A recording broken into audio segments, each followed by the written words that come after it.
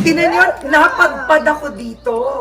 Sa Greece. Ay, sobrang Greece. Boracay lang po kami. Santorini ko. Oh my Santorini. gosh, this is Welcome to so our home. wonderful.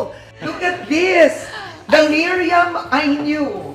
Alam niyo po, di ba, na nag-extra si Miriam after I left.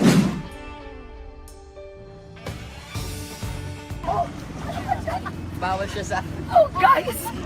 Oh my God! Nag-extra challenge. Sir, pwede kami makisabay na lang sa inyo? Kanina pa yan sa tricycle, nakasabay talaga. Pwede ba kasabay na lang?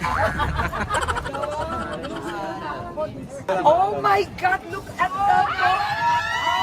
Aray ko!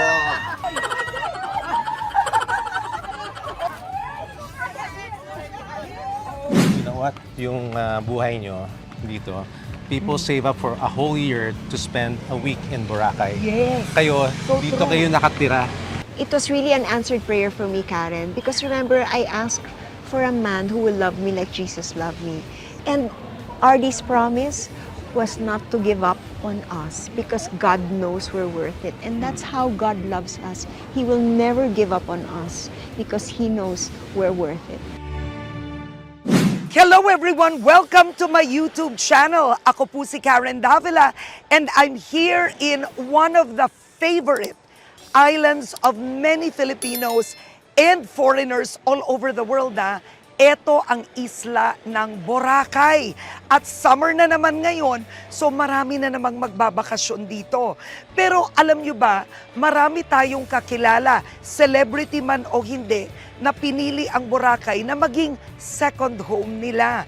Kaya very interesting ang bibisitahin natin dito sa Boracay, ang the one and only Miss Universe first runner-up na si Miriam Kiambao. Bakit nga ba niya pinili na manirahan dito sa isla?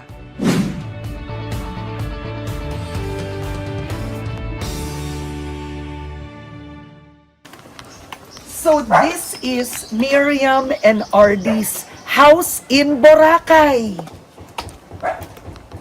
Bisitahin na natin.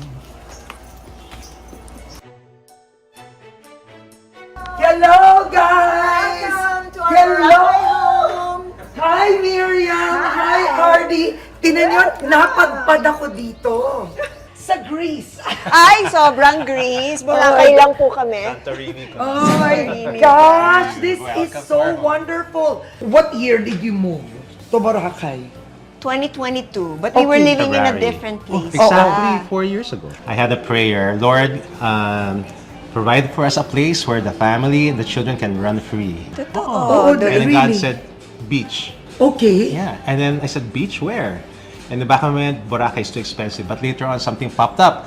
Boracay long-term rentals, 50% off. We just went in October 2021. We did some oculars, and then we chose a place. And then In Station 2, in it was a 3 months, house. we moved. Was it difficult for you to move to Boracay considering, alam mo yun, nasa Manila kayo the whole time?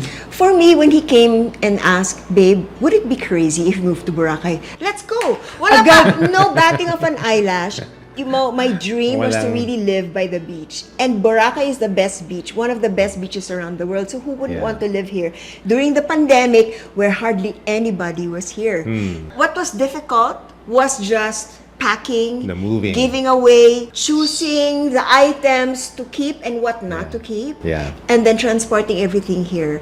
But once we landed, walked to the beach and Yeah. saw the sunset, Yeah. it was magical. Immediately we said, this is the best Yeah, decision we the ever kids made were for like our running family. on the beach in their pajamas. Yeah. Oh my gosh, alam mo, yan ang pangarap ng maraming tao nung pandemic. Either that they move to the beach or they move to a farm.